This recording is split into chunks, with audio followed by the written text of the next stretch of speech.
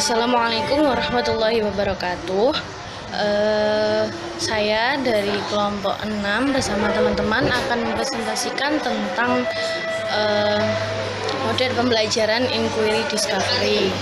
Nama saya Ragil Trilestari, NIM 076. Untuk yang lainnya ada Muhammad Hizbul Ansor, NIM 003, Emilia Wulandari, NIM 017, dan Akila, NIM 099.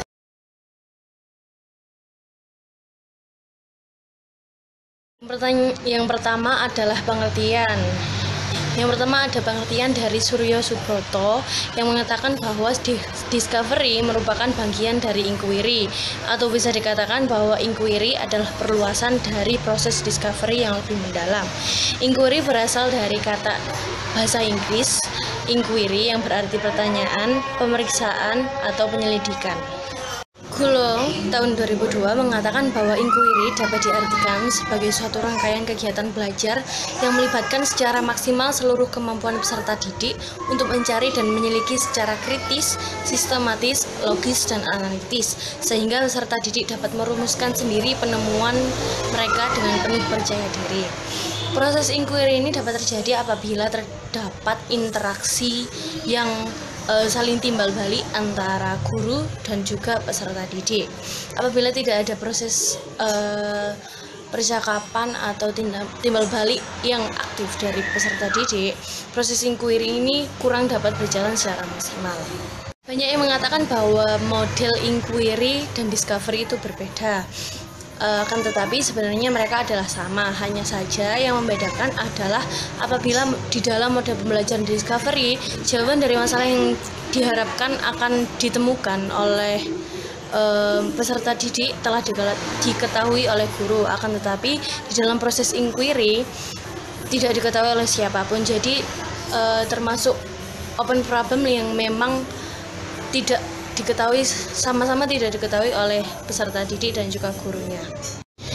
Nah, sekarang saya akan menjelaskan tentang landasan teoritik dan juga empiritik. Yang pertama adalah landasan teoritik. Landasan teoritik dari model pembelajaran inquiry discovery ini didasari oleh teori dari Jan Piaget, Jerome Bruner, David Ausubel, dan Howard Gardner. Sebenarnya dari keempat orang ini memiliki hampir sama teori yang diambil di dalam model pembelajaran. Yang pertama dari Jan Piaget, yaitu Piaget berkata bahwa peserta harus menemukan sendiri dan mengubah informasi kompleks yang mereka dapatkan menjadi informasi yang lebih sederhana agar lebih mudah untuk dipahami dan merevisinya apabila informasi tersebut sudah tidak sesuai lagi. Peserta didik harus bekerja keras dan berupaya dalam memecahkan masalah, menemukan jawaban mereka harapkan, dan menemukan segala sesuatu yang mereka butuhkan dalam memecahkan masalah tersebut sendiri. Jadi Jan Piaget ini juga memiliki keyakinan bahwa peserta didik itu harus mandiri dalam menemukan masalah, dalam memecahkan masalah yang mereka hadapi, seperti itu. Selanjutnya ada landasan empirik. Landasan empirik ini dilakukan di dalam penelitian sebuah sekolah dasar negeri di Izmir. Ada dua kelas yang dikondisikan. Yang pertama kelas eksperimental yang memiliki 28 peserta didik, dan selanjutnya ada kelas kontrol yang berjumlah 29 peserta didik. Nah, di dalam dua kelas ini diberikan dua perlakuan yang berbeda. Untuk kelas eksperimental yang berjumlah 28 peserta didik diberikan perlakuan dalam pembelajarannya itu menggunakan model pembelajaran inquiry discovery. Untuk yang kelas kontrol yang berjumlah 29 peserta didik diberikan model pembelajaran yang tradisional seperti pembelajaran langsung. Nah, di dalam pengamatan yang diperoleh, di dalam penelitian diperoleh bahwa kedua kelas memiliki tingkat prestasi. Tetap keduanya memiliki kenaikan tingkat prestasi, akan tetapi di dalam kelas eksperimental memiliki tingkat kenaikan prestasi yang lebih tinggi dibandingkan dengan kelas yang menggunakan model pembelajaran yang masih tradisional. Hal ini juga disetujui oleh beberapa penelitian selanjutnya bahwa kelas dengan model pembelajaran inquiry discovery itu memiliki tingkat kenaikan prestasi yang lebih tinggi daripada kelas yang menggunakan model pembelajaran lainnya seperti model pembelajaran langsung seperti itu. Selanjutnya adalah dari Brunner.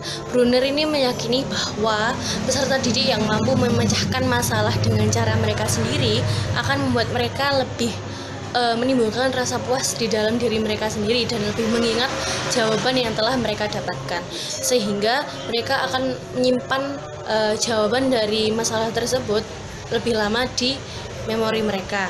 Selain itu, rasa puas yang tercipta di dalam diri mereka akan menambahkan atau menimbulkan motivasi intrinsik di dalam diri mereka.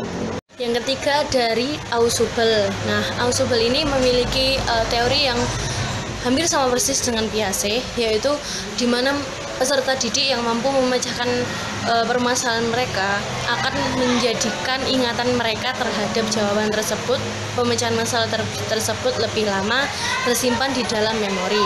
Nah, Ausubel ini juga percaya bahwa kontekstualitas dari masalah yang disajikan kepada peserta didik akan lebih memiliki makna di dalam proses pembelajaran itu sendiri. Yang terakhir dari Howard Gardner ini memiliki kepercayaan bahwa kecerdasan adalah suatu kemampuan yang ditumbuhkan, kemampuan untuk memecahkan masalah dan kemampuan memunculkan masalah yang harus dipecahkan. Hal inilah yang menjadi dasar adanya model pembelajaran inquiry yang menjadikan masalah sebagai topik utama dalam model pembelajaran tersebut. Baik, di sini saya Emilia Ardiana Wulandari, NIM TRAI 017 akan menjelaskan karakteristik model pembelajaran Discovery Inquiry menurut kelompok kami. Karakteristik yang pertama yaitu masalah disajikan berupa peristiwa aneh atau discrepant event. Jadi, beberapa ahli pada tahun 1962 percaya bahwa dalam penyelidikan itu masalah harus disajikan berupa kejadian aneh atau yang disebut discrepant event. Kejadian aneh itu sendiri adalah situasi yang membingungkan peserta didik dan memicu keingintahuan peserta didik serta memotivasi peserta didik untuk terlibat dalam sebuah penyelidikan. Namun di samping itu, beberapa ahli lain yaitu Magnusson dan Palinsar percaya bahwa dalam masalah penyelidikan itu tidak harus berupa peristiwa aneh, dan masalah dalam penyelidikan itu harus memenuhi 3 kriteria. Kriteria yang pertama yaitu masalah tersebut harus kaya secara konseptual yang berpeluang untuk dijadikan sebagai penyelidikan yang bermakna dengan tujuan akan menghasilkan pemahaman dengan nilai yang bertahan lama dalam memori siswa. Kriteria yang kedua yaitu masalah harus fleksibel dan berhubungan dengan isu perkembangan. Nah, kriteria yang ketiga, masalah harus relevan dengan kehidupan peserta didik, sehingga masalah tersebut mudah diakses dan menarik peserta didik untuk terlibat dalam sebuah penyelidikan. Karakteristik yang kedua yaitu menekankan pada aktivitas peserta didik untuk mencari dan menemukan. Nah, pembelajaran Discovery Inquiry ini menekankan pada aktivitas peserta didik secara maksimal untuk menemukan dan mencari dan menemukan. Artinya, pembelajaran Discovery Inquiry ini peserta didik tidak hanya berperan sebagai penerima pelajaran melalui penjelasan guru secara verbal, melainkan peserta didik berperan untuk menemukan sendiri inti dari pembelajaran yang akan diajarkan melalui penyelidikan. Selanjutnya, karakteristik yang ketiga, seluruh aktivitas yang dilakukan peserta didik diarahkan untuk mencari dan menemukan sendiri apa yang dipertanyakan. Aktivitas untuk mencari dan menemukan sendiri apa yang dipertanyakan mempunyai tujuan untuk menumbuhkan sikap percaya diri atau self-belief pada peserta didik. Nah, dalam pembelajaran Discovery Inquiry ini, guru bukan sebagai sumber belajar, melainkan guru sebagai fasilitator dan motivator dalam proses belajar peserta didik melakukan penyelidikan atau melakukan penelitian. Nah, selanjutnya karakteristik yang keempat yaitu memiliki tujuan untuk mengembangkan kemampuan intelektual sebagai bagian dari proses mental. Tujuan dari penggunaan model pembelajaran Discovery Inquiry ini adalah mengembangkan kemampuan intelektual dari peserta didik melalui proses penyelidikan. Nah, hal ini mengakibatkan dalam proses pembelajaran, peserta didik tidak hanya dituntut agar menguasai pelajaran, melainkan bagaimana peserta didik dapat menggunakan potensi yang dimiliki dalam kehidupan sehari-hari untuk menyelesaikan masalah dalam kehidupan sehari-hari dan mencari solusi dari masalah yang diberikan. Nah, selanjutnya adalah langkah-langkah atau fase dari mode pembelajaran Inquiry Discovery. Pada mode pembelajaran Inquiry Discovery ini terdapat 6 fase. Yang pertama, memberikan penjelasan kepada peserta didik tentang mode pembelajaran. Nah, perhatian dan fokus peserta didik sangatlah penting pada proses pembelajaran dan memotivasi mereka untuk terlibat dalam kegiatan pembelajaran. Motivasi ini dapat diperoleh dari situasi masalah yang diberikan. Guru juga dapat menjelaskan bagaimana proses kegiatan pembelajaran berlangsung, dan guru dapat membantu peserta didik untuk memahami masalah yang akan diberikan. Yang kedua adalah menyajikan pertanyaan atau masalah. Di sini peran guru sangat penting untuk menggugah rasa keingintahuan peserta didik dengan cara menggunakan video, foto, atau media lainnya untuk mendemonstrasikan masalah yang akan diberikan. Yang ketiga adalah membuat hipotesis. Jadi, membuat hipotesis ini peserta didik dianjurkan oleh guru untuk memberikan pertanyaan dan membuat hipotesis untuk mempermudah peserta didik untuk memecahkan suatu masalah. Nah, yang keempat adalah mengumpulkan data untuk menguji hipotesis. Di sini, guru meminta peserta didik untuk melakukan uji coba supaya dapat mempermudah peserta didik dalam pemecahan masalah.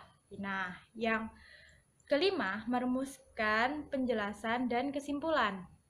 Jadi, setelah melakukan uji coba tersebut, peserta didik dapat membuat kesimpulan dan menjelaskannya ke depan kelas.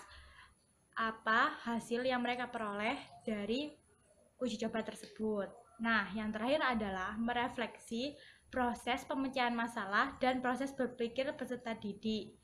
Jadi, guru membantu peserta didik untuk merefleksi kegiatan pembelajaran yang dilakukan oleh peserta didik dan bagaimana proses berpikir yang dilakukan oleh peserta didik dalam memecahkan masalah tersebut. Seperti itu.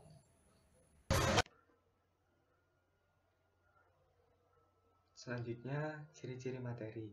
Jadi materi yang cocok untuk diterapkan dalam model ini mempunyai ciri-ciri yang pertama, yaitu materi dapat disajikan dalam bentuk permasalahan sehari-hari peserta didik. Karena permasalahan tersebut sangat dekat dengan peserta didik diharapkan mampu untuk menemukan kembali suatu konsep matematika yang berhubungan dengan permasalahan tersebut. Dan juga karena masalah tersebut dekat dengan kehidupan sehari-hari peserta didik, sehingga peserta didik dapat menerapkan konsep matematika yang sesuai untuk memecahkan masalah tersebut. Selanjutnya yaitu materi konstruktivis, yaitu materi yang memuat pengetahuan atau konsep yang dapat ditemukan kembali oleh siswa. Yang ketiga yaitu materi dapat mengembangkan keterampilan inquiry, menemukan dan pemecahan masalah. Jadi diharapkan dengan menemukan kembali peserta didik akan lebih mengingat konsep tersebut, atau bisa dikatakan konsep tersebut dapat masuk ke long term memory karena terjadi pembelajaran bermakna di mana peserta didik menemukan sendiri konsep tersebut.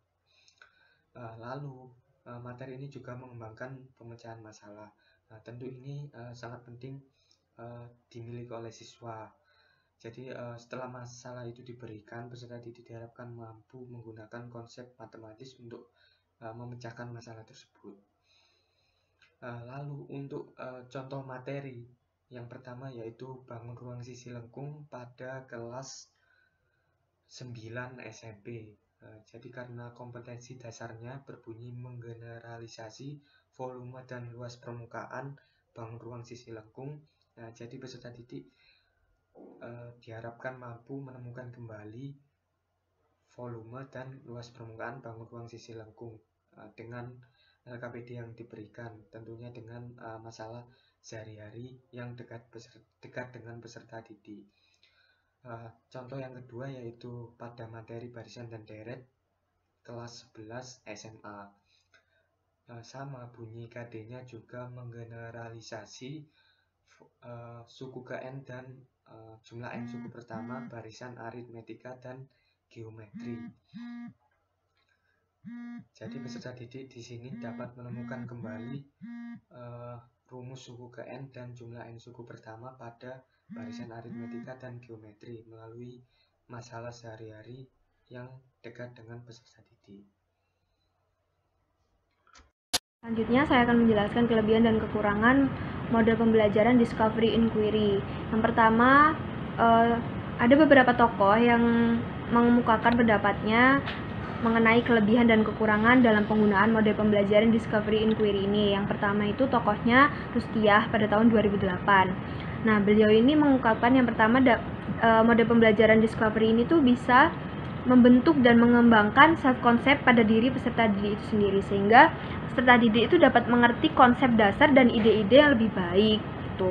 Nah, di sini kan dalam model pembelajaran Discovery Inquiry ini peserta didik ini mulai dari mencari, menemukan, kemudian membuat hipotesis serta menyimpulkan hasil dari penyelidikannya itu sendiri, sehingga di sini proses self concept itu terbentuk seperti itu. Nah, selanjutnya yang kedua yaitu membantu dalam menggunakan ingatan dan transfer pada situasi proses belajar yang baru. Nah, transfer ini maksudnya peserta didik itu memperoleh informasi baru yang sebelumnya belum mereka peroleh seperti itu. Nah, yang ketiga kelebihannya yaitu mendorong peserta didik untuk berpikir dan bekerja atas inisiatif peserta didik itu sendiri, bersikap objektif, jujur, dan juga terbuka. Nah, di sini peserta didik bekerja atas inisiatifnya sendiri itu maksudnya adalah bekerja dalam penyelidikannya itu mereka yang mulai dari merancang, mencari, kemudian menemukan dari solusi-solusi masalah penyelidikan yang harus mereka pecahkan seperti itu. Bersikap objektif. Objektif di sini maksudnya mereka harus berdasarkan apa yang ada, berdasarkan data-data penyelidikan yang telah mereka lakukan. Kemudian bersikap jujur dan terbuka. Terbuka maksudnya di sini adalah terbuka terhadap pendapat orang lain, terbuka terhadap hipotesis orang lain dan juga hasil penyelidikan orang lain, seperti itu. Kelebihan yang keempat yaitu mendorong peserta didik dituntut untuk berpikir intuitif. Berpikir intuitif di sini maksudnya adalah berpikir dengan memunculkan ide sebagai suatu strategi dalam membuat keputusan yang diperkirakan benar sehingga menghasilkan jawaban spontan dalam memecahkan masalah. Nah, selain itu peserta didik juga didorong untuk merumuskan hipotesisnya sendiri. Kelebihan yang kelima yaitu memberikan kepuasan yang bersifat intrinsik. Intrinsik di sini maksudnya kepuasan dalam diri peserta didik itu sendiri. Nah, kelebihan yang keenam, situasi proses belajar menjadi lebih aktif. Nah, di sini kan peserta didik itu sebagai subjek belajar, sehingga peserta didik tentu akan menjadi lebih aktif dalam proses pembelajaran menggunakan model Discovery Inquiry ini. Kelebihan yang ketujuh yaitu dapat mengembangkan bakat dan atau kecakapan individu. Nah, yang terakhir memberi kebebasan peserta didik untuk belajar sendiri. Nah, kemudian ada tokoh yang kedua yaitu Duraisi pada tahun 2015, di mana beliau mengungkapkan kelebihan dan juga kekurangan penggunaan model pembelajaran Discovery Inquiry. Kelebihannya yang pertama dapat membangkitkan potensi intelektual peserta didik, di mana di sini peserta didik tentu dalam proses penyelidikan itu melibatkan kognitif dari peserta didik, sehingga proses intelektual peserta didik itu sendiri akan dibangkitkan seperti itu. Kelebihan yang kedua yaitu peserta didik yang semula itu memperoleh extrinsic reward atau penghargaan dari luar terhadap keberhasilan belajar mereka. Nah, dalam proses pembelajaran Discovery Inquiry ini mereka akan mendapatkan intrinsic reward. Intrinsic reward ini maksudnya adalah penghargaan dari diri mereka itu sendiri. Mereka akan merasa penghargaan ini tuh dapat berupa kepuasan, kemudian kebanggaan setelah memecahkan masalah dalam penyelidikan itu. Selanjutnya, kelebihan yang ketiga, peserta didik dapat mempelajari heuristik. Heuristik di sini yaitu kemampuan untuk mengolah pesan atau informasi dari penemuan dan proses penyelidikan yang mereka lakukan. Nah, selanjutnya kelebihan yang keempat yaitu dapat menyebabkan suatu pengetahuan bertahan lama pada ingatan peserta didik atau masuk ke dalam long term memory dari otak peserta didik itu sendiri. Karena di sini peserta didik kan mencari, menemukan, kemudian menyimpulkan, akhirnya mereka mendapat sebuah konsep sehingga mereka akan bertahan lama konsep yang dimiliki itu sendiri karena mereka tentu menemukan konsep itu sendiri, seperti itu. Nah, Duraisi juga mengungkapkan beberapa kelemahan dari proses pembelajaran menggunakan model pembelajaran discovery inquiry. Yang pertama yaitu sulit mengontrol kegiatan dan keberhasilan peserta didik. Nah, karena di sini peserta didik itu bebas untuk melakukan penyelidikan atas inisiatif peserta didik itu sendiri, sehingga kegiatannya itu akan lebih sulit dikontrol daripada guru yang memberikan aturan-aturan dalam proses pembelajaran itu, seperti itu. Nah, kelemahan yang kedua itu sulit dalam merencanakan pembelajaran karena biasanya terbentur pada kebiasaan peserta didik dalam belajar. Nah, hal ini itu dikarenakan peserta didik memiliki tipe atau kemampuan atau gaya belajar mereka sendiri-sendiri, sehingga di sini kan guru akan merasa sulit dalam merencanakan pembelajaran untuk membentuk peserta didik ini akhirnya bisa belajar dengan menggunakan penyelidikan yang dilakukan, seperti itu. Nah, kelemahan yang ketiga yaitu dalam implementasinya memerlukan waktu yang panjang. Tentu saja karena peserta didik di sini melakukan penyelidikan dari mulai mencari, menemukan, kemudian menentukan hipotesis mereka sendiri lalu menyimpulkan hasilnya. Nah, di sini memerlukan waktu yang cukup panjang sehingga sulit untuk diimplementasikan